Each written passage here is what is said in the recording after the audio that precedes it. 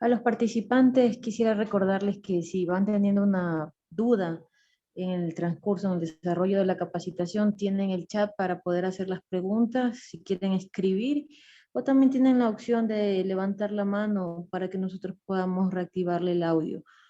Cualquiera de las dos que ustedes deseen, por favor, pueden hacerlo. Eso es todo de mi parte, doctora. Le dejo que continúe. Buenas tardes con todos. Pues del día de hoy vamos ya a continuar y finalizar el tema número 2 de todo lo que está previsto en lo que es la insuficiencia cardíaca. Vamos a continuar con lo que son todas las comorbilidades más importantes en el paciente que tiene insuficiencia cardíaca.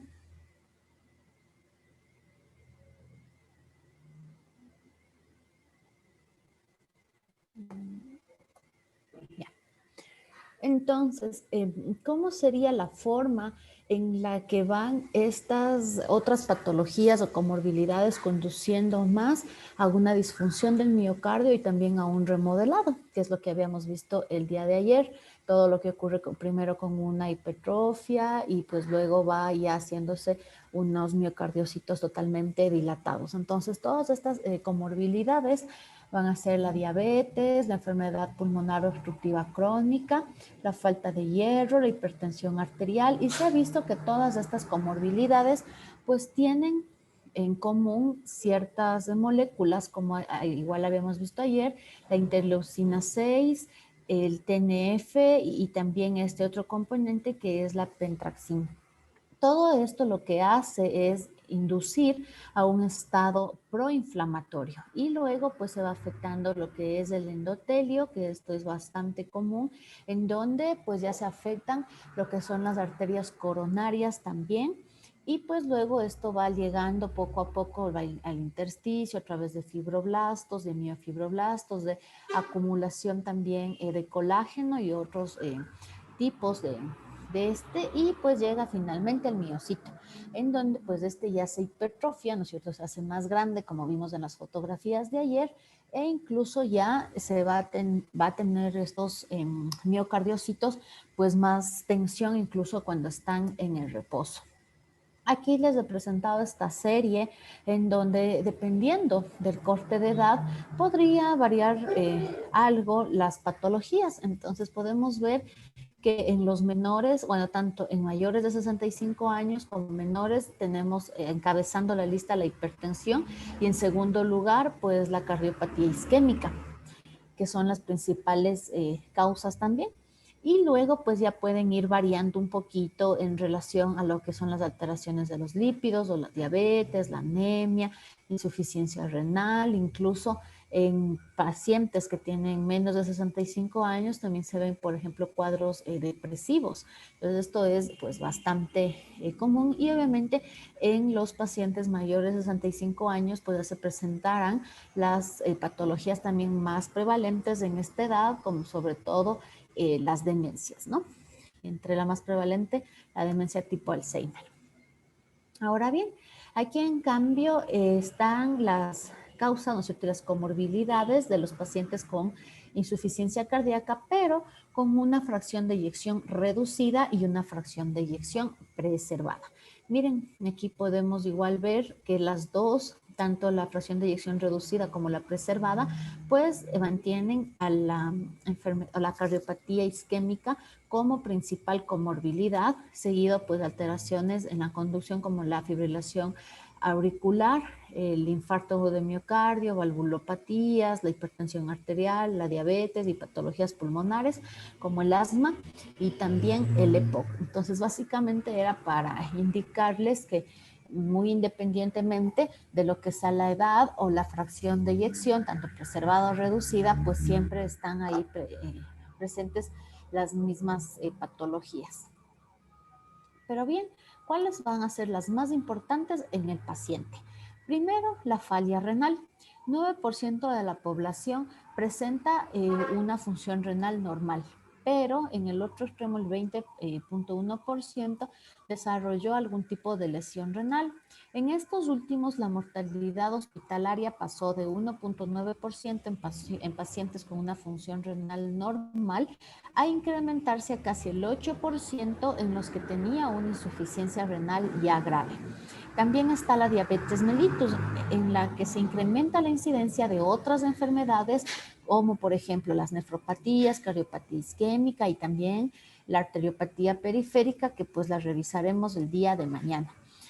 En relación a la depresión, es frecuente en los pacientes con insuficiencia cardíaca. Sobre todo, las series indican que es debido a la limitación en la capacidad física que van a tener los pacientes, sobre todo cuando están pues más jóvenes, ya que les cuesta hacer ejercicio o sus actividades diarias.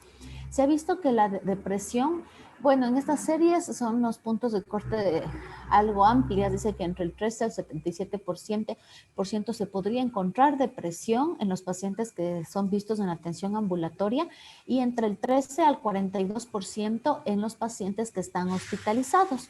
Es mucho más frecuente, como les dije hace un ratito, en los pacientes jóvenes y en las mujeres, y también pues se ha visto en las personas que son afrodescendientes.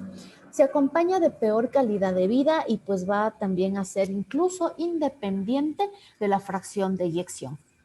También tenemos a la fibrilación auricular, pues además de su elevada frecuencia puede ser causa y también consecuencia. Entonces este tiene por los dos lados, está en relación con la insuficiencia cardíaca. Algo que es muy importante también revisar en las comorbilidades va a ser la anemia. Esta se define como una concentración menor de 13 gramos decilitro de hemoglobina en los varones y 12 gramos decilitro en las mujeres. Estos puntos de corte no varían con la edad, tanto es normal en los adultos jóvenes y también en los adultos mayores. Es un marcador independiente que puede tener peor pronóstico. Su presencia es debida a la compleja interacción del déficit de hierro, a la enfermedad renal y a la producción de citocinas. También puede contribuir el déficit de nutrientes y la pérdida hemática. Su tratamiento no estaría bien definido en lo que es relación estrecha con la insuficiencia cardíaca, porque primero se deben tratar las causas corregibles y la administración de hierro endovenoso para corregir este déficit de hierro se ha demostrado en algo con beneficio en los pacientes con insuficiencia cardíaca.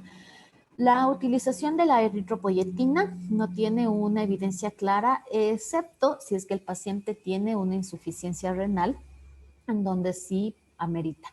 Aquí podemos ver, ¿no es cierto?, según las guías, es lo que les dije hace un ratito en el resumen, entonces nos dice que sería una recomendación 2B, ¿no es cierto? Dice, si el paciente que tiene una insuficiencia cardíaca con un IJA grado 2 o 3 y también tiene un déficit de hierro, definido como una ferritina menor de 100 nanogramos mililitros o entre 100 a 300 de transferrina, entonces, es una ferritina menor de 100 o que tenga una ferritina entre 100 y 300 con una saturación de transferrina menor al 20%. Ahí podría ser razonable la utilización de un hierro endovenoso. Pero nos dice, si el paciente, como está casi nuestro paciente, tiene falla cardíaca y también anemia, los estimulantes, ¿no es cierto?, como la eritropoyetina, no debería ser implementada porque no se ha visto que va a mejorar ni la morbilidad ni la mortalidad. Obviamente, si el paciente no tiene una insuficiencia, una enfermedad renal sobreañadida, porque ahí sí es indicativo. Dentro de lo que es la insuficiencia renal tenemos también el síndrome cardiorrenal, que se define como un trastorno fisiopatológico del corazón y de los riñones debido a una disfunción aguda o crónica del órgano que puede inducir la disfunción del otro.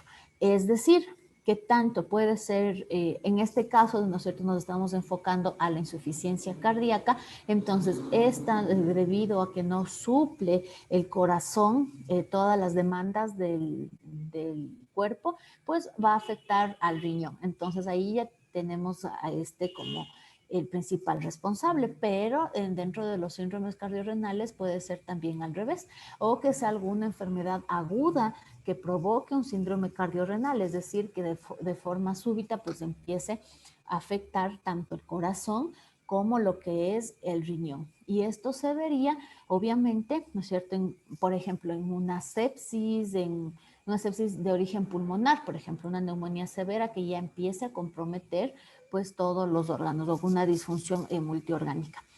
Más del 40% de los pacientes que tienen una insuficiencia cardíaca pueden presentar una lesión renal ligera y 20% pues ya estaría hablando de un problema renal, sea moderado o ya severo.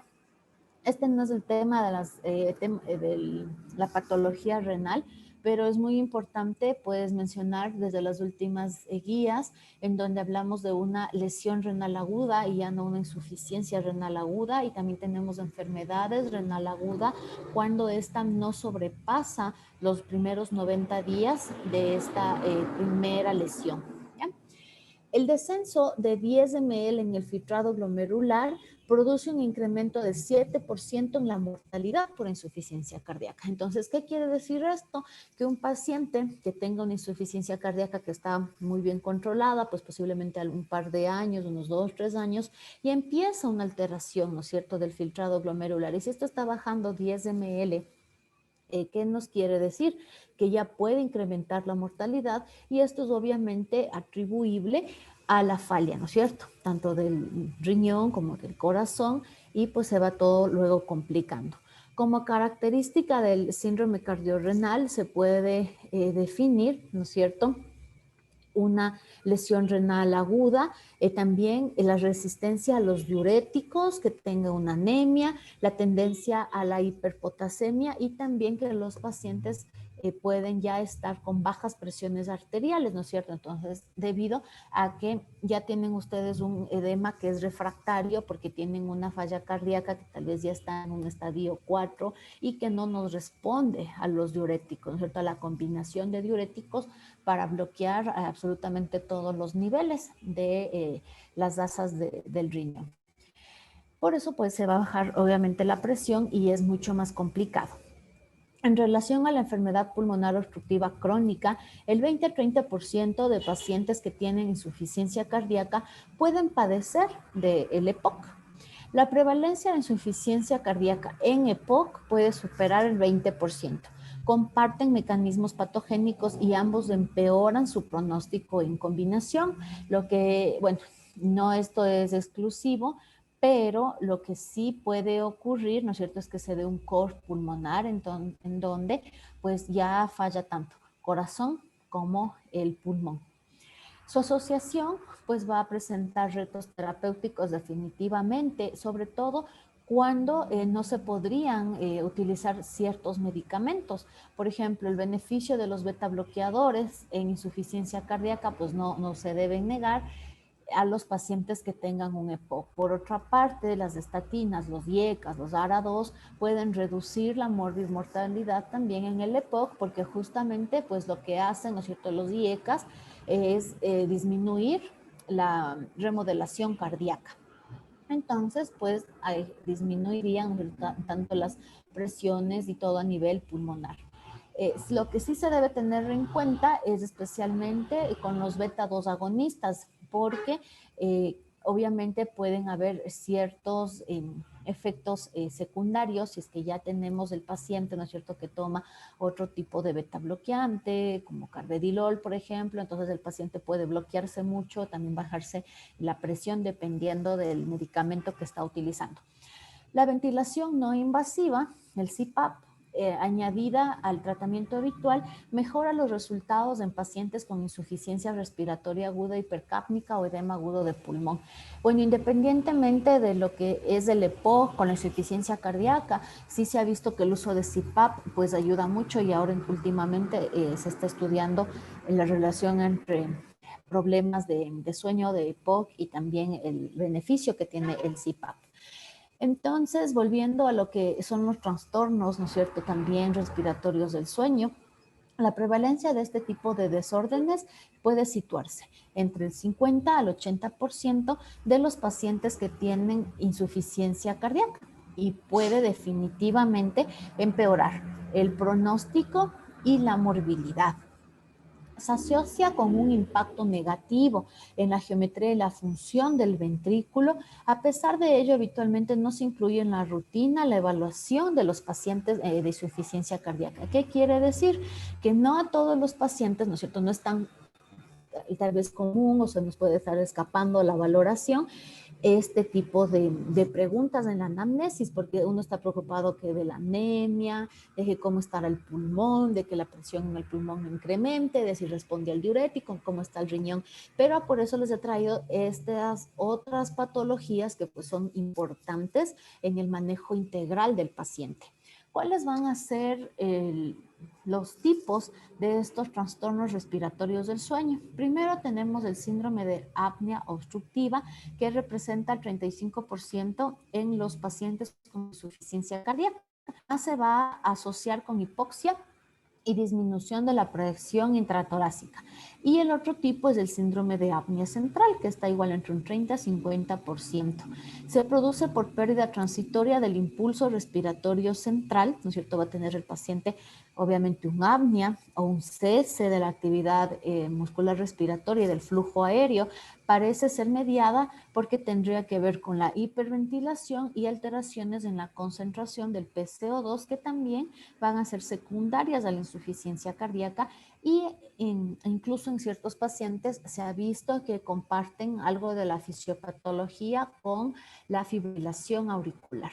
Miren, aquí podemos igual ver, ¿no es cierto?, lo que se podría estar revisando para este tipo de trastornos. Entonces, en aquellos pacientes, ¿no es cierto?, que también pueden ir con una insuficiencia cardíaca, que tengan un NIHA de un 2 a un grado 4 y ustedes ya estén sospechando de algún problema de estos trastornos del sueño, cuando respiran, que tengan apnea, ¿no es cierto?, que el paciente está demasiado dormido durante todo el día. Entonces sí se debería, o sería razonable empezar a hacer estudios, ¿no es cierto?, para investigar qué es lo que está pasando. Y también en pacientes, ¿no es cierto?, que ya tengan enfermedades cardiovasculares y ya se pueda corroborar que tengan una apnea obstructiva del sueño, sí se puede usar el CPAP para mejorar la calidad del sueño y también que el paciente no esté hiperinsomne todo el día, ¿no es cierto? Bueno, para esto igual existen otro tipo de escalas para poder valorar si el paciente tiene una apnea obstructiva del sueño, pero básicamente los signos de alarma van a hacer que el paciente se duerme en todo lado. No importa la hora del día, no importa si de noche durmió perfecto, pero se nos duerme. Es el típico paciente que se sube, bueno, antes se decía en el bus, era más difícil, pero si se sube en el transporte público o empieza un viaje corto, pero un viaje largo, él se va durmiendo, pues absolutamente todo el camino, ¿no? Eso es como ya para que se nos pueda llamar la atención. Ahora, algo que sí nos dice, pues muy explícitamente todas las guías, y aquí está como ustedes ven en rojo, que nos dice cuidado, peligro, es que aquellos pacientes que tengan una insuficiencia cardíaca, que estén en NIHA 2 a 4, pero que tienen una fracción de eyección reducida y un apnea central del sueño, ¿no es cierto? Todas estas tipos de posible tratamiento para lo que es la ventilación podrían ser incluso algo peligrosas. Entonces se debe tener muchísimo en cuenta la fracción de eyección. Entonces si tenemos una insuficiencia cardíaca con un NIHA 2 a 4, tenemos sospechas, el resumen es hagamos exámenes, ¿no es cierto? Nos ayudamos de neumología para que le haga exámenes específicos, le pueden hacer una escala de Epworth, que es la que se usa mucho, y si es que el paciente ya sabemos que tiene un problema de apnea obstructiva del sueño, un SAOS, lo que vamos a hacer es usar el CPAP. El CPAP es la ventilación, ¿no es cierto?, mecánica no invasiva que se utiliza en esto. Pero, ojo, si el paciente tiene una fracción de eyección reducida, pues tener mucho cuidado porque ahí no se debe recomendar. Otra de las comorbilidades más comunes es la obesidad. El aumento de la masa corporal, ¿no es cierto?, del índice de grasa en relación a lo que es la masa muscular va a ser un factor de riesgo indudable para insuficiencia cardíaca. La obesidad puede producir también una insuficiencia cardíaca por hipertrofia, disfunción diastólica o sistólica. Además, la obesidad puede dificultar el diagnóstico de una insuficiencia cardíaca por presentar síntomas algo parecidos y obviamente los valores de péptido natriurético estarían bajos. Esto sobre todo en pacientes cuando nos da duda, ¿no es cierto? En pacientes ya con obesidades grado 2, 3, no clasificable, o sea, cuando ya es una obesidad mórbida, porque ahí uno pues tal vez dicen, ¿qué será que está cansado? Porque obviamente es todo y ya empiezan a tener los mecanismos compensatorios para poder suplir de oxígeno o que pueda empezar ya a tener una insuficiencia cardíaca, ¿no es cierto?, en grado 1, tal vez un grado 2, y en donde pues no podamos, por ejemplo, ver lo que es la fobia o que nos dificulte toda la grasa corporal. Pero también mejorará el pronóstico en pacientes con una insuficiencia cardíaca. ¿Qué se llama esto? Es una obesidad paradójica, ¿no es cierto? Algo que posiblemente no tendría mucho sentido, pero lo que parece está relacionado con mayor reserva metabólica ante el estado catabólico que causa la caquexia en los estadios finales, sobre todo en insuficiencia cardíaca. ¿Qué quiere decir? Que si bien la obesidad es un factor de riesgo que puede dañar el corazón, pues ya cuando está la insuficiencia cardíaca en unos estadios 3 o incluso 4, ¿no es cierto?, que ya es de consumo, porque como el cuerpo no tiene toda la cantidad de oxígeno que debería, porque el corazón no suple lo suficiente, porque además tiene anemia, porque se añade una enfermedad renal, por ejemplo, crónica por un síndrome cardiorrenal, entonces algunas de las reservas del cuerpo en esta relación sería expresada en la cantidad de grasa que tiene, pues le ayudaría a prolongar un tiempo más que todas estas enfermedades pues se mantengan, ya que si es una persona extremadamente delgada, pues sería mucha más alta su mortalidad. Ahora bien, vamos a revisar lo que es la evaluación y el seguimiento de aquellos pacientes pues, que tengan un trasplante cardíaco. ¿Qué es lo que deberíamos saber, o al menos ver las causas, qué se hace, cuándo se debería hacer, cuáles serán las principales complicaciones también? Entonces, ¿qué es el trasplante cardíaco? Pues este va a ser el tratamiento de elección para la insuficiencia cardíaca cuando ya no existe ninguna alternativa terapéutica que pueda prolongar la expectativa de vida y también la calidad de vida. El trasplante cardíaco constituye ya la última alternativa en el tratamiento de la insuficiencia cardíaca, sobre todo un grado 3 y un grado 4. Y se ha demostrado mejor la calidad de vida y que puede aumentar obviamente la sobrevida de los pacientes, aunque se deben tener en cuenta pues todas las complicaciones que van a existir. La adecuada selección de un receptor y del donante, así como el correcto manejo de los fármacos inmunosupresores y de las complicaciones, tanto a corto, mediano y largo plazo, son factores determinantes de la supervivencia. ¿Esto a qué hace relación?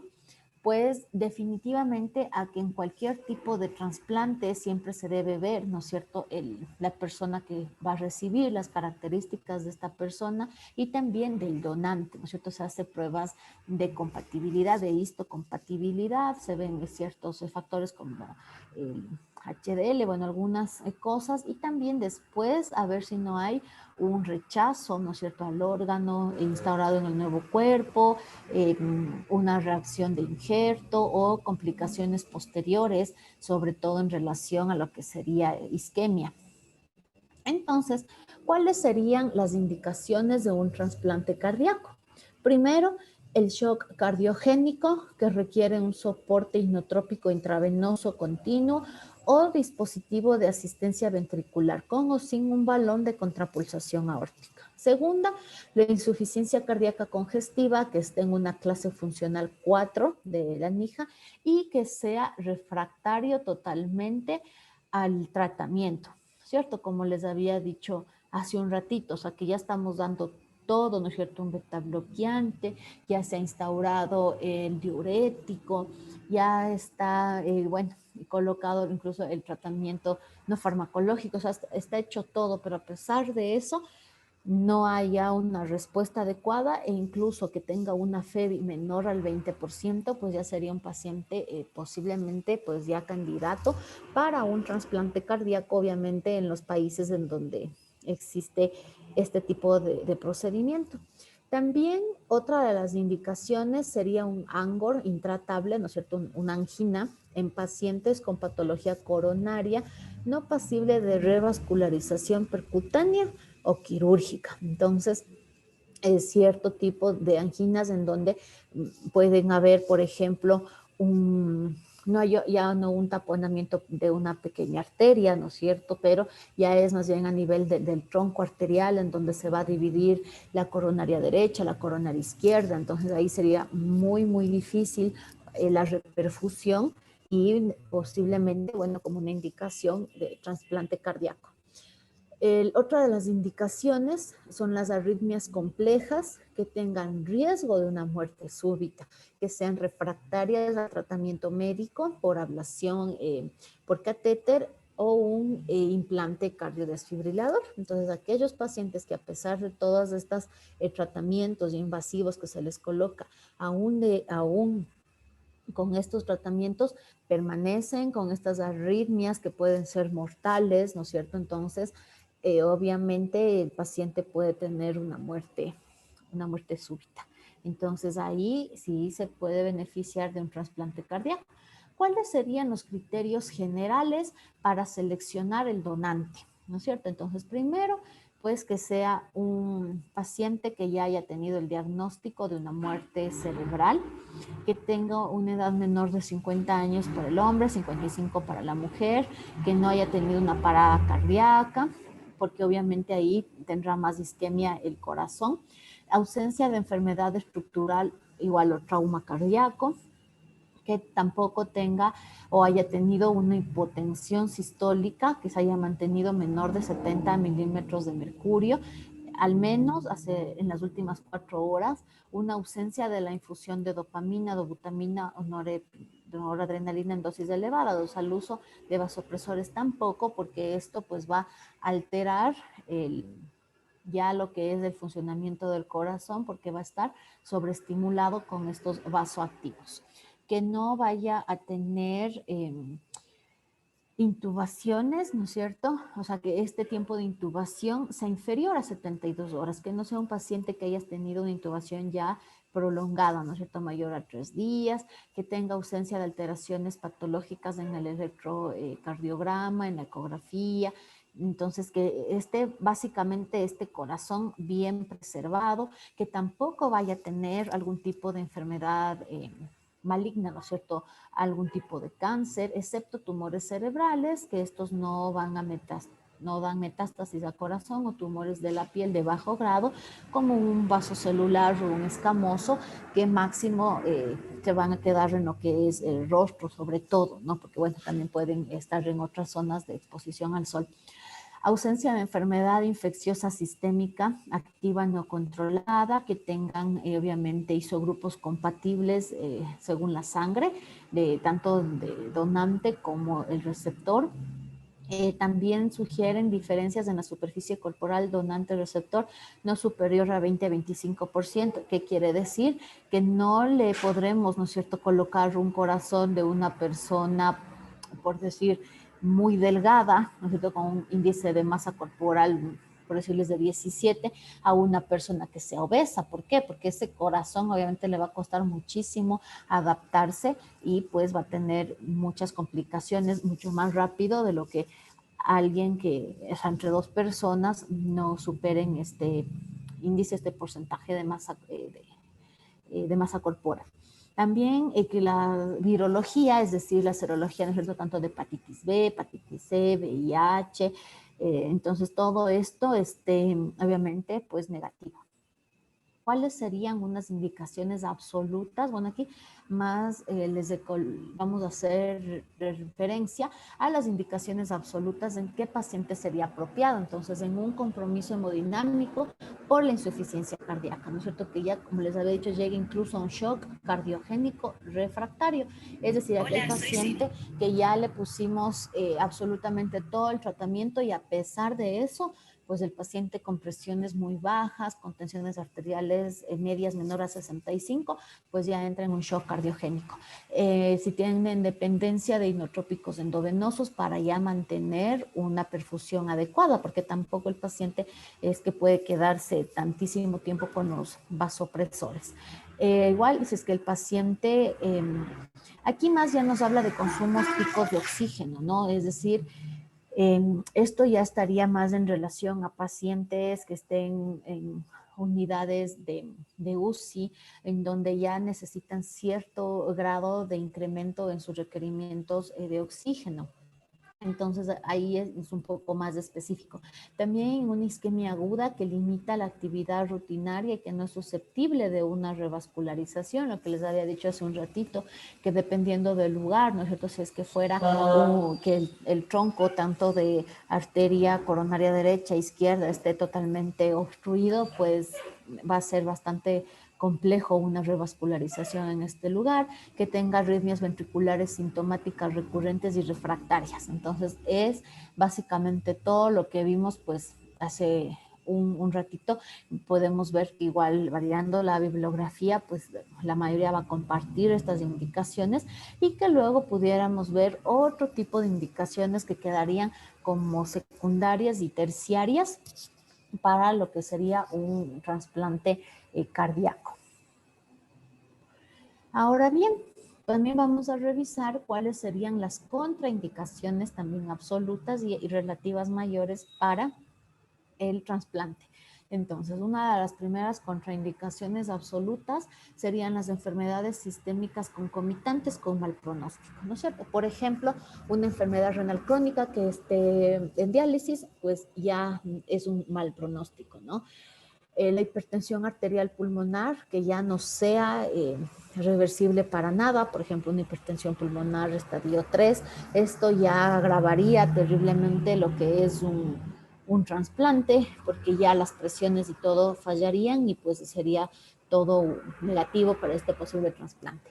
Las neoplasias malignas que pudieran recidivar, ¿no es cierto? Sobre todo neoplasias a nivel hemático, que son las más comunes. Infecciones activas que no estén controladas, por ejemplo, un VIH, diabetes mellitus con afección orgánica, ¿no es cierto? Un paciente, pues que ya no tenga solo una afección cardíaca, sino que además ya tenga una diabetes, que el paciente ya tenga una retinopatía diabética, la falla renal, o también que ya tenga compromiso de problemas neuropáticos. Enfermedad aterosclerótica, tanto aguda cerebral o vascular periférica, una enfermedad pulmonar aguda, ¿no es cierto? Bueno, aquí lo que nos está diciendo son algunos parámetros de la espirometría, con una FEV1 menor a 40%, con una capacidad vital forzada menor al 50%, que tenga un alto riesgo de incumplimiento terapéutico por motivos psiquiátricos o psicosociales, ¿no es cierto? Un paciente que tenga un riesgo social alto, que tal vez no pueda hacerse los controles del seguimiento o adquirir medicación en caso de que lo requiera, o también, pues digo que es un paciente que tenga una esquizofrenia, sería pues bastante limitado una contraindicación para hacer un trasplante. El consumo de alcohol, ¿no es cierto?, de tabaco, de otras drogas, porque en estos trastornos del comportamiento necesitamos pues gente que sea comprometida para cuidar bien el procedimiento del trasplante cardíaco. Y también algo que se debe revisar es que la expectativa de vida inferior a 5 años con independencia de su enfermedad cardíaca, o sea que por cualquier otra causa, sea que nuestro paciente, ¿no es cierto?, pudiera fallecer pronto.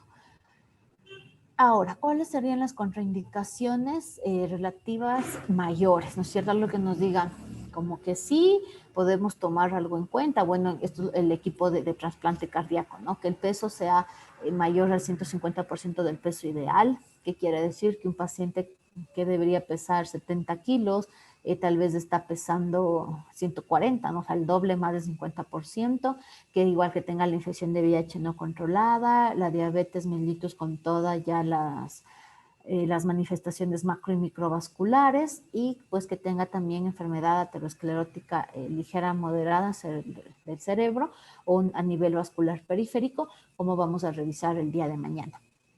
En relación a las complicaciones tempranas, aquí podemos ver las causas de fallecimiento de los pacientes que han tenido un trasplante cardíaco en los primeros 30 días. Entonces, lo que primero van a tener es una falla multiorgánica, seguida de una falla aguda del injerto. Esto quiere decir un rechazo, ¿no es cierto?, del receptor al órgano a que ha sido donado, y también muy común las coagulopatías. Otra de las complicaciones, pero estas ya tardías en el trasplante cardíaco, van a incluir pues vasculopatías por trasplantes, hipertensión arterial también, nefropatías, diabetes mellitus que sea de nueva, es decir, que antes el paciente no tenía esto, pues lo puede desarrollar, algún tipo de neoplasia maligna, que esto ha sido pues bastante casos muy raros, pudieran ver de lo que se hizo la revisión, pudieran ser, por ejemplo, algunos mixomas, y también puede presentar el paciente trastornos de los lípidos a largo plazo, y bueno, entre otras. Aquí lo que muestra la fotografía es básicamente un problema de vasculopatía después del trasplante. Esta es una arteriografía coronaria de una paciente de 65 años después de 12 días de haber sido sometida a un trasplante cardíaco. Entonces, esta señora luego tuvo muchísimos problemas, le tuvieron que revascularizar varias veces, y pues a la final la paciente lastimosamente falleció. En cambio, aquí más bien es traído a nivel de lo que es América Latina. Estuve viendo muchas revisiones de lo que es Uruguay, la experiencia que ellos han tenido, al menos en este artículo de 15 años, en lo que es el Instituto de Cardiología infantil. Entonces ellos lo que hacen es ver las edades. Aquí pueden ver ustedes en la figura 1 la distribución de cada año según niño o adulto de los pacientes trasplantados en el servicio. Entonces aquí ustedes pueden ver, ¿no es cierto? Ellos indican que menos es lo que se trasplanta en los niños, y que mayor cantidad pues definitivamente tienen en adultos. Y acá en cambio lo que grafican aproximadamente son las edades. Entonces es la distribución etaria con medias de edad de población de niños y de adultos. Entonces en los niños ellos sacaron que el promedio van a ser 9 años, mientras que en los adultos estaría una media de 48 años. Y como ustedes pueden ver, es bastante variable. Miren, en los niños, incluso aquí en esta serie mostraba hasta recién nacidos, o sea, de días de haber nacido ya necesitaban un trasplante de corazón, y ventajosamente pues se lo han realizado. Y miren, menores de 1 año, tenemos 3 años, 4 años, 8 años, y bueno, luego como que ya algo se nos estabiliza, ¿no? Entre los 9, 10 años. Igual en los adultos, miren que también es bastante variable. Adultos tan jóvenes, bueno, aquí le ponen adultos 20 años, depende de la constitución. En algunos países son hasta 21 años, otros 23 años, la adolescencia. Y acá, miren, empieza a 30 años, bueno, pero todo está a partir de los 40, ¿no? Entre los 40 y los 50 años, aunque miren que también hay ciertos pacientes que pasan, podría ser hasta que 65 años, incluso uno que otro adulto mayor, como les mostré en el anterior caso. Ahora bien, ¿qué pasa con estos pacientes a los 10 años de seguimiento? Entonces aquí podemos ver una curva de sobrevida en los niños y adultos trasplantados justamente en este instituto. Entonces aquí la línea continua va a ser de adultos. Entonces, miren, ellos van como que se mantienen un poquito más, y acá podemos tener, en cambio, la sobrevida también tenemos de los niños, miren. Pero básicamente, aunque son bases de datos con poblaciones pequeñas, solo 76, bueno, tomando en cuenta que es trasplante cardíaco, algo nos indica que sí puede haber cierto grado de sobrevida. Bueno, acá igual podemos ver lo que es la supervivencia. No, miren, a través de los años, entonces los puntos de corte estarían más o menos entre los 6, 7 años, que ya empieza un declinar, ¿no? Poco a poco. Entonces dice que una vida media, ideal, lo que tienen los pacientes después de un trasplante, serían al menos como que 10 años. Y pues de una vida ya condicionada a partir de los 13 años, en donde quizá ya no puedan hacer las actividades básicas de la vida diaria, que es lo más importante, ¿no? Y también alteraciones en la calidad de vida de estos pacientes. Aquí les he puesto estos esquemas solo como para tener una idea de qué es lo o cómo queda, ¿no?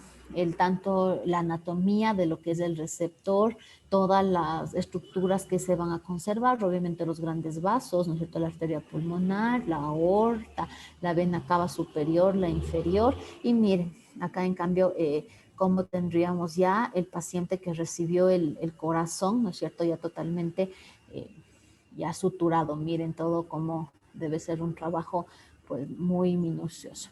Ahora les voy a mostrar esta experiencia de este paciente. Vamos a ver.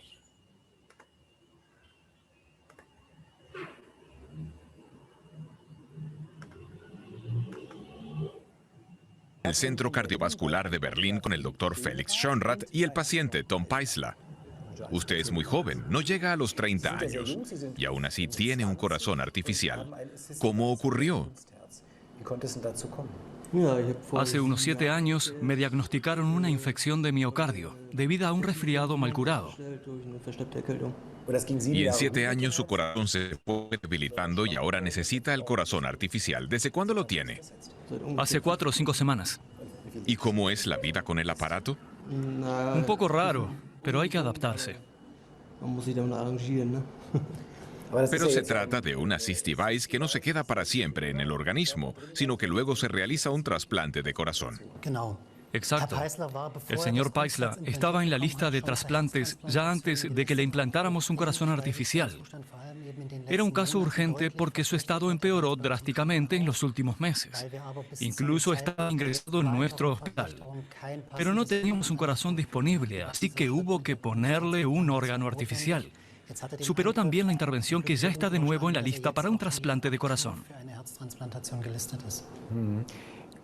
La miocarditis es una de las causas de insuficiencia cardíaca, pero seguramente no es la más habitual. ¿Cuáles son las causas más comunes? La causa más común de la insuficiencia cardíaca, que es una enfermedad muy extendida, es el infarto de miocardio, es decir, una obstrucción de las arterias coronarias que provoca el infarto. Por suerte, hoy en día lo podemos tratar muy bien. Sin embargo, muchos pacientes sobreviven el infarto, pero desarrollan luego una insuficiencia cardíaca. Otra causa es la hipotensión, las enfermedades valvulares o los defectos de nacimiento. Una insuficiencia cardíaca se puede diagnosticar bien con ultrasonido, que es lo que está haciendo ahora, que se observa con el señor Paisler. ¿Nos lo puede mostrar? Los síntomas, como la apnea, llevan a los pacientes al médico y a la ecografía, que es una de las primeras pruebas que se realizan. Aquí se ve el tamaño del corazón. El normal tiene 5 centímetros, como vemos aquí. El corazón del señor Paisler mide casi 10 centímetros y bombea de forma muy débil. El corazón debería contraerse a casi la mitad en la sístole. El del señor Paisler no lo hace, tampoco después del implante del órgano artificial. ¿Y qué condiciones tiene que cumplir un corazón donante para poder ser trasplantado? La condición es que el paciente y el órgano tengan el mismo grupo sanguíneo y un tamaño adecuado. Además, es necesario que el corazón del donante se encuentre en perfecto estado. Uno de los mayores riesgos para el receptor del corazón es que su organismo lo rechace. ¿Cómo se previene esto? Intentamos evitar el rechazo con inmunosupresores. Son medicamentos que, por así decir, hacen ciego al sistema inmunológico para que no perciba el órgano nuevo como si fuera un virus o una bacteria y lo ataque. Y si la operación sale bien y no se produce el rechazo, ¿puede una persona con trasplante de corazón tener la misma calidad de vida que alguien sano? Sí, se puede decir que casi normal, aunque durante el primer año hace falta un tratamiento intensivo con inmunosupresores. Les decimos a los pacientes que tendrán un año de convalecencia. Después, la calidad de vida es muy alta. Se puede fundar una familia, trabajar con normalidad, practicar un deporte, viajar. Todo eso es posible.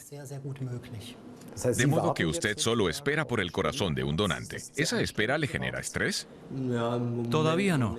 Cuando estoy en casa tengo una calidad de vida superior a la del hospital y el tiempo se pasa volando. Doctor Schonrath, en Alemania hay más de 12.000 personas que esperan por un trasplante. Algunos incluso mueren durante el tiempo de espera. ¿Qué se puede hacer? Para esa fase de espera disponemos, como vimos antes, de sistemas de asistencia cardíaca. También hay medidas para asistir a los riñones y sistemas de asistencia pulmonar, al menos para un corto periodo de tiempo.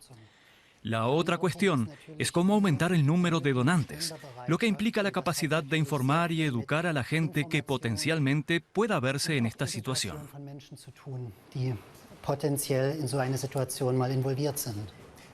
Cuando decidimos donar un órgano después de la muerte, de algún modo esto implica enfrentarnos a la idea de que en algún momento vamos a morir. ¿Podría ser una de las causas de que haya tan poca disponibilidad para donar un órgano? Es posible. Existe un cierto escepticismo acerca de lo que se ignora. Por eso, como acabo de decir, la educación y la información son tan importantes para que la gente se entere de que los trasplantes repercuten positivamente en la vida de las personas. En muchos países el donante tiene que presentar un cese irreversible de las funciones cerebrales. ¿Qué significa eso exactamente? Muerte cerebral quiere decir que la actividad del cerebro cesó por completo por una lesión y que la inactividad cerebral es permanente, no está sujeta a variaciones. Para verificarla tienen que pasar varias horas y en niños incluso varios días. Muchos televidentes nos han escrito sobre este tema. Robinette Mocan de Australia pregunta si existen alternativas a un trasplante de corazón. Por ejemplo, el corazón artificial. ¿Puede utilizarse no como transición, sino como solución definitiva? Hoy en día es así. La insuficiencia cardíaca afecta sobre todo a la población mayor de 60 años y aún más a los mayores de 70, por lo que el apoyo cardiovascular puede convertirse en una medida para toda la vida. El corazón artificial, lo que en inglés llaman Total Artificial Heart, también existe, pero va unido a muchas más complicaciones, por lo que sigue siendo un apoyo provisional, un puente hasta el trasplante. Thomas Widerman de Italia quiere saber si se podrá algún día crear órganos completos en un laboratorio. Es una cuestión interesante, pues toda la ingeniería de tejidos ocupa un gran sector de la investigación. En cuestiones dermatológicas o en las válvulas del corazón ya existen muchos proyectos. Modelar un órgano al completo no es posible todavía, pero es algo que seguramente viviremos en el futuro, aunque hoy por hoy no se puede decir nada concreto al respecto. Janet Jones de los Estados Unidos pregunta si en caso de un trasplante de corazón el carácter del donante se transmite al receptor. No, aquí nos tomamos muy en serio al corazón, pero desde un punto de vista mecánico, el corazón no es más que una bomba de 4 cámaras que tiene la función de bombear la sangre en el cuerpo y los pulmones, así que la forma de ser no se transmite. O sea que el alma no se trasplanta. Caue Almeida Díaz, de Brasil, quiere saber si los inmunosupresores necesarios tras un trasplante aumentan el riesgo de padecer cáncer. Sí, por eso es importante realizar controles regulares de cáncer para pacientes que obtuvieron un trasplante, sobre todo en tratamientos largos. En especial, hay que vigilar muy bien a los tumores cutáneos.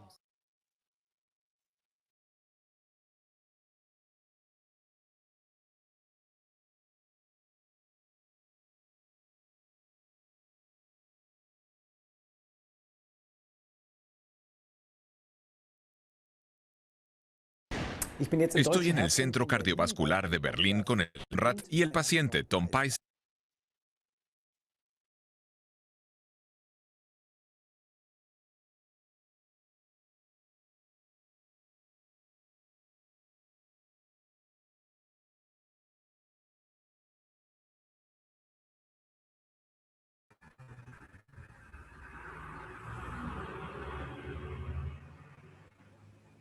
Ya. Bueno, vamos a continuar después de haber visto este video que básicamente resumió todo lo que habíamos pues revisado en la parte teórica. Ahora bien, Disculpe que le interrumpa, doctora, disculpe que le interrumpa. Dígame. No logramos ver el video, no sé si nos puede pasar el link por el Ya. chat. Zoom, Ay, ¿qué pasaría? por favor. Ay, qué pena. Muchas Ya gracias. les paso. Bueno, escuchamos el audio y entendimos no lo se que pudo trataba de ver. decir. Bueno, estas cosas pueden fallar. Ya les paso ahorita mismo.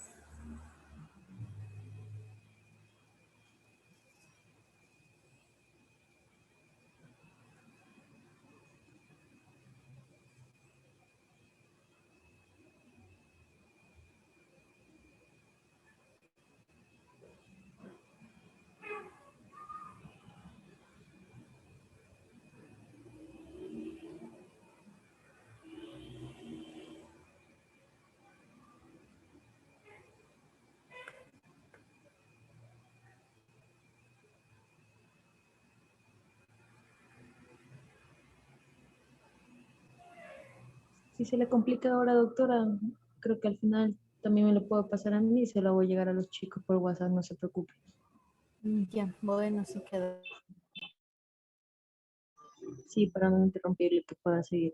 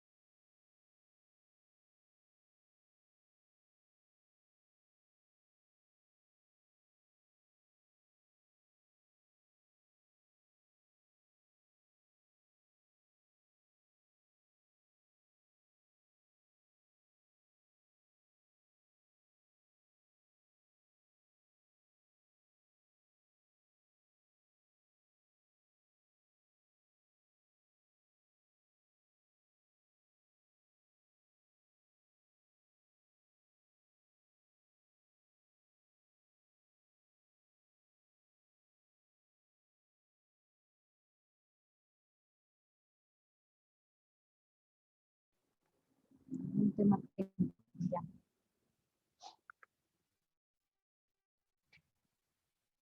Listo, vamos ya a finalizar con lo que sería el último acápite, la organización de la asistencia a la insuficiencia cardíaca y la coordinación entre niveles, ¿no es cierto? Las unidades de insuficiencia cardíaca. Vale recalcar que en el Ecuador, pues no tenemos unidades de insuficiencia cardíaca en la parte pública para nada, y en la parte privada entiendo que alguna unidad de Guayaquil está empezando. Si ustedes pues igual tienen alguna información para poder actualizar estos datos, pero es lo que hasta ahora se conoce. Entonces, les he traído de toda la información igual de lo que es la Sociedad Española de Cardiología, en donde debido a lo que es la actual pandemia que estamos viviendo, pues han tenido que reorganizar la asistencia en lo que es la insuficiencia cardíaca. ¿Qué son estas unidades de insuficiencia cardíaca? Con sus siglas UIC.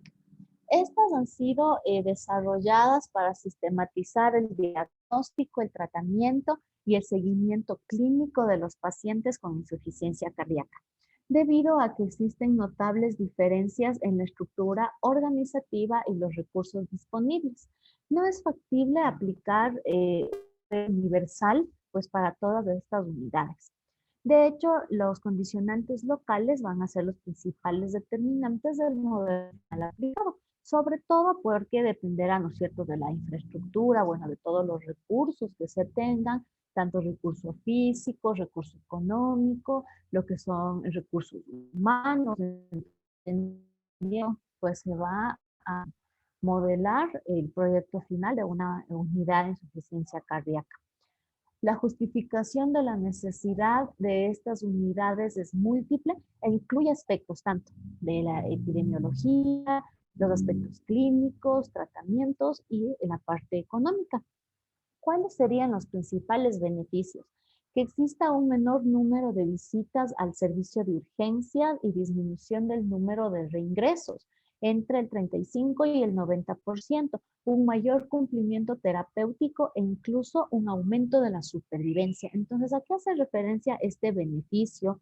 Que es lo que habíamos hablado pues en la anterior exposición, en donde el paciente que tiene insuficiencia cardíaca debe estar reingresando cada vez porque tenga un edema de miembros inferiores, porque ha habido algún tipo de alteración en los electrolitos, porque le da más disnea y tal vez requiera oxígeno, porque ya le dio un derrame pleural. Entonces, ¿qué es lo que se hace en estas unidades de insuficiencia cardíaca? Es que el paciente llega, ¿no es cierto?, a la unidad, digamos, sería algo así como un triaje, ya se le ve que el paciente está con una descompensación aguda, pues se quedaría en una sala especial y de ahí, por ejemplo, se instaurarían diuréticos, dependiendo obviamente del tipo, pero de insuficiencia cardíaca, pero lo más común es eso. Entonces se instauran los diuréticos, se ve si tal vez ha tenido algún tipo de infección, algo que le ha descompensado al paciente y pues se quedará en observación un par de horas, incluso un par de días y el paciente otra vez es dado de alta. Una vez que es dado de alta, pues luego el personal de enfermería o el personal médico de atención de primer nivel, pues le va a hacer el seguimiento en su casa. Entonces, eso es básicamente el principal beneficio que tiene pues el paciente. En cambio, acá la diferencia es que el paciente ingresa por el triaje, necesita la emergencia y va a ser hospitalizado y esto obviamente pues incrementa los reingresos y los gastos también. Aquí podemos ver, ¿no es cierto?, cuáles serían los modelos, tanto para un modelo de lo que sería, bueno, más bien el modelo tradicional de una patología aguda y las unidades de insuficiencia cardíaca ya basados en un paciente pues que sea crónico, ¿no es cierto? Entonces, acá en lo que tenemos a su izquierda, en este modelo de asistencia tradicional, las visitas pues van a ser breves para resolver el cuadro agudo, pueden haber visitas espaciadas y que ya estén planificadas, que no exista una posibilidad de descompensaciones tan frecuentes, que tampoco hay tanta posibilidad de educación respecto a esto de la salud, que está basado en facultativos de especialistas y no tanto en el personal de enfermería, y que no hay una buena adherencia a unas guías de práctica clínica, ¿no es cierto? Y que tampoco se coordina con atención primaria. Y esto es básicamente, como si ustedes lo pueden corroborar con el sistema que tenemos en el país, ¿no es cierto? Entonces llega el paciente, ingresamos, se va a la casa, luego otra vez se descompensa, otra vez ingresa y así, ¿no es cierto? Pero acá veamos la diferencia con estas unidades. Miren, el rol central definitivamente está en el personal de enfermería, es facilitar el acceso paciente a una detección precoz de la descompensación.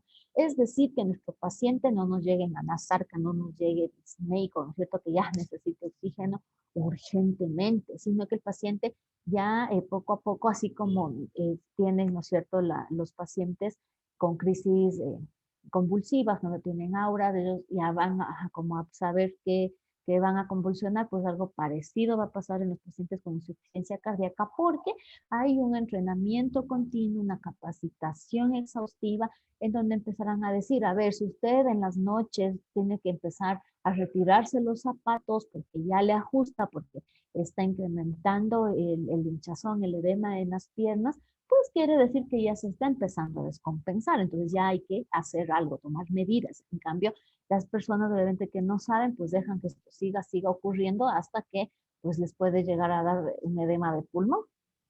Algo que también es importante aquí es la educación sanitaria por enfermería. Definitivamente se cumple un rol primordial porque son quienes facilitan la educación y el cuidado de los pacientes, el autocuidado del mismo, la adherencia a las guías de práctica, ¿no es cierto? No es lo mismo decirle al paciente, ya tómese todas esas pastillas y ahí medio explicar a que tenga, o sea, que el personal de salud, en este caso de enfermería, se va a tomar pues mucho más trabajo, ¿no es cierto?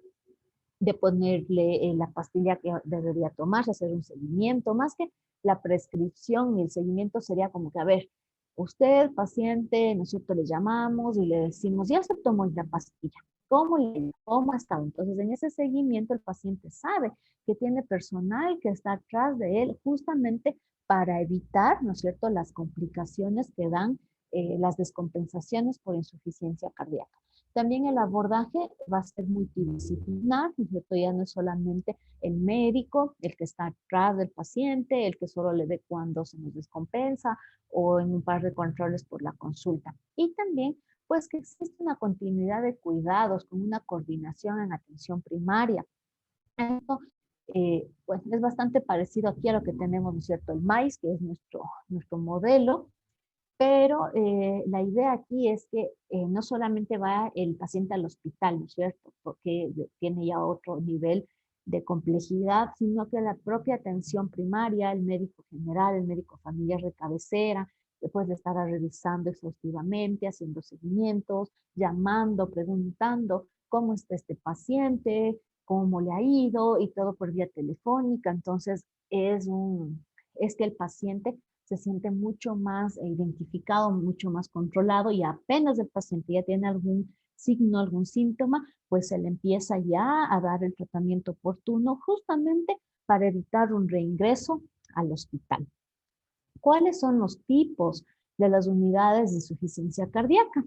Según la SEC, estas se van a clasificar según la complejidad, ¿no es cierto? Es decir, según la cartera de servicios, según lo que ofrezcan, si por ejemplo tienen un rehabilitador físico, si hay laboratorio, si hay otro tipo de especialistas en esta unidad, ¿no es cierto? Entonces, aquí ellos tienen unidades comunitarias de insuficiencia cardíaca, unidades especializadas de insuficiencia cardíaca y pues unidades avanzadas de insuficiencia cardíaca.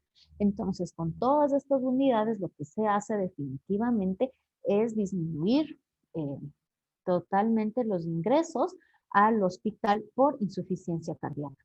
¿Cuáles van a ser los objetivos primordiales de estas unidades? Primero, desarrollar programas de educación, de seguimiento y de tratamiento de la insuficiencia cardíaca, como les mencioné hace un ratito. Aumentar el conocimiento de la enfermedad y de la adherencia al tratamiento y la dieta prescritos por parte del paciente. Entonces, que el paciente sepa, ¿no es cierto?, por qué toma esta tableta, por qué se le disminuye el consumo de la sal, por qué es importante que haga algo de movimiento, ¿no es cierto?, de ejercicio. Eso mejora mucho también la adherencia al tratamiento y obviamente no solo en la insuficiencia cardíaca, sino en todas las patologías. También va a mejorar la calidad de vida de los pacientes, porque si ya no tienen edema, si ya no se descompensan tanto, si pueden hacer sus actividades, pues ellos estarán mucho más contentos y su calidad de vida pues se verá mucho más conservada. También disminuyen la mortalidad, como se recuerdan que les dije hace un ratito en estos estudios de seguimiento considerable del tiempo, en donde decían que por más tratamiento que se les da, el paciente pues no se ve que disminuya esto, pero aparentemente con las unidades pudiera ser que se logre en algo en la disminución de la muerte por la insuficiencia cardíaca. También, como les dije, uno de los objetivos principales de las unidades de insuficiencia cardíaca es disminuir los reingresos y las visitas a urgencias, ¿no es cierto? Justamente que no sea en las insuficiencias cardíacas las que están pues a la cabeza en las salas de urgencias, y que luego esto limite el ingreso pues de otros pacientes que tengan otras patologías. Y también reducir la estancia media de los ingresos, ¿no es cierto? Entonces, si un paciente va a la unidad de insuficiencia cardíaca de la comunidad, pues ya no es necesario que llegue necesariamente al hospital, ¿no es cierto?, a que pase un par de días internados, pero si definitivamente en la unidad comunitaria, ¿no es cierto?, ya, o en la especializada de la insuficiencia cardíaca, el paciente definitivamente no mejora, necesita otro tipo de tratamiento según la cartera de servicios y la complejidad del hospital, pues tendrá que ser referido. Y ahí se ha visto que no va a estar tanto tiempo hospitalizado como lo estaría sin este tipo de unidades. Aquí podemos ver uno de los principales programas que se utiliza en España, que es el proyecto Sex Excellence de la insuficiencia cardíaca. Entonces, miren, aquí ellos lo que van haciendo es un catálogo, ¿no es cierto? Entonces, en cada unidad de insuficiencia cardíaca, ¿qué ofrecemos? ¿Cuál es nuestra cartera de servicios? ¿Qué proceso se va a hacer y qué podemos ofrecer al paciente? Pues todo basado en la evidencia científica, ¿no? Como hemos revisado todo este tiempo, si son recomendaciones pues con luz verde que podemos hacer, o si son más bien peligrosas, que nos dicen, hey, cuidado, porque más bien podemos dañar a nuestro paciente. Después la vía clínica, ¿no es cierto? ¿Cómo vamos a aplicar esta evidencia? ¿Qué quiero decir? Si nosotros tenemos lo que es un paciente que tiene falla renal crónica y necesita eritropoyetina, pues entonces, ¿qué vamos a hacer? ¿Qué vamos a implementar ya en la práctica? ¿No es cierto? Esto quiere decir la vía clínica. Luego tenemos los indicadores de resultados y estándares de calidad. Es decir, una vez implementado esto, pues, ¿qué vamos a ver? Por ejemplo, edad de los pacientes, de dónde están viniendo, cuánto tiempo están tardando en esta unidad y qué tal les está yendo en su calidad de vida. Entonces, con estos indicadores, pues, podemos seguir avanzando también a lo que es una aplicación de la tecnología, ¿no es cierto?, de las TICs, en donde se podrá ir registrando a cada uno de los pacientes, que esto es, pues, fundamental. Y luego, obviamente, ir incluyendo todo lo que son los servicios, pues, multidisciplinarios. Obviamente, el cardiólogo estará a la cabeza y, pues, el resto de profesionales que se van colaborando en estas unidades con el objetivo, ¿no es cierto?, de tener una mejora continua en cualquiera de los pasos, siempre se puede mejorar, y con el objetivo de acreditar, ¿no es cierto?, de que estas unidades tengan estándares de calidad, que no sea cualquier unidad que a alguien se le ocurre formar y punto, ¿no? Porque eso es bastante común en la parte empírica, bueno, sobre todo en algunos países de la región, pero acá en España, como podemos ver, son mucho más exigentes en esto. Aquí lo que les he colocado y me ha parecido bastante pues importante es esto que son los circuitos asistenciales y cómo fueron reorganizándose, o sea, cómo España fue mejorando lo que es el flujo de pacientes, tanto que sean COVID y no COVID, ¿no? Eso es, pero fundamental, porque ¿qué iban? Bueno, aquí esto, igual ustedes tienen el material, pues para que lo vayan revisando. Entonces, ¿cuáles eran las actividades del médico? Miren, por ejemplo, aquí tenemos la telemedicina, ¿no? Les estaban haciendo un seguimiento, y acá igual, ¿cuáles serían las de todo el personal, como es el personal de enfermería, que nos iban ayudando en estos pacientes con o sin COVID? Entonces, definitivamente, esta pandemia ha generado que todas las unidades, no solo las de insuficiencia cardíaca, tengan que ir pues progresando, innovando, adaptando a los nuevos requerimientos, y pues ahora lo que más de ellos hicieron énfasis es en usar lo que son las vías telemáticas, ¿no? Eso han reforzado muchísimo para evitar pues las aglomeraciones. Entonces, con buena coordinación, esto saldría muy bien.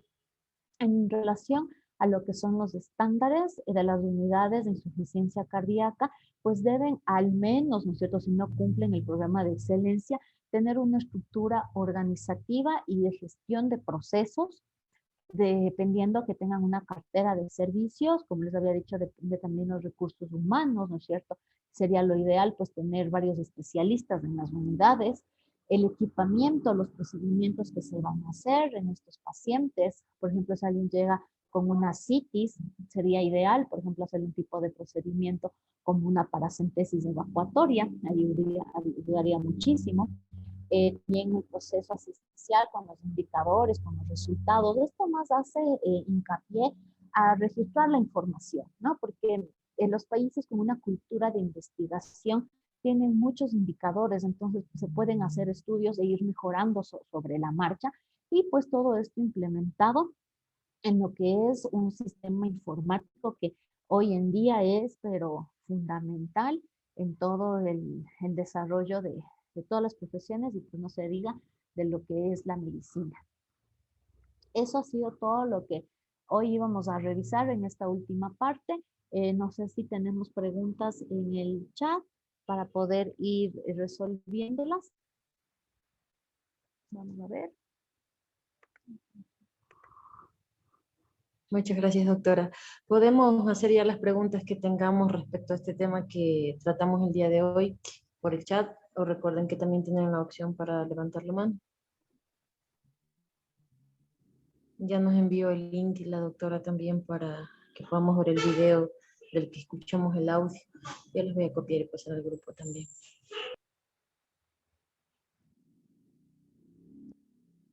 Bueno, con lo que me desconecté se fue todo lo del chat, pero encantada de responder sus inquietudes.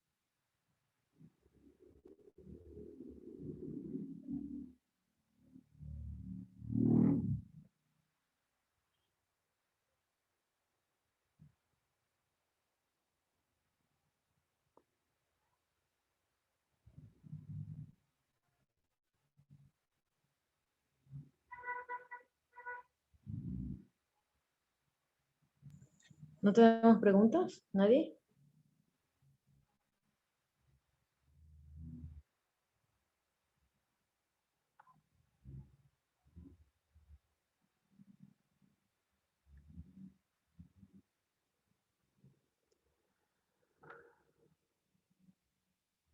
Bueno, si no tenemos preguntas, pues podríamos revisar, bueno, prepararnos hoy, descansar y todo para poder ver el tema de mañana, ¿no? Que es justamente el tema 3, aterosclerosis y enfermedad coronaria. Pues mañana vamos a ver lo que es la patogénesis de la aterosclerosis, la angina estable y la microvascular y vasoespasmo coronario. Entonces, más bien, si ustedes pueden revisar algo, si necesitan alguna pregunta, algo que por ahí leyeron y les quedó de duda, pues para socializarlo y poder resolver. Listo, muchísimas gracias, doctora. Muchísimas gracias, no ha habido ninguna duda hoy. Al parecer todo está comprendido. Nos vemos el día de mañana. Recuerden que mañana es a las 8 de la mañana, por favor, de 8 a 10, no es en este horario. Muchísimas gracias a todos por su atención, que tengan una excelente noche, igual una excelente noche para usted, doctora. Buenas noches. Gracias, buenas noches, hasta mañana.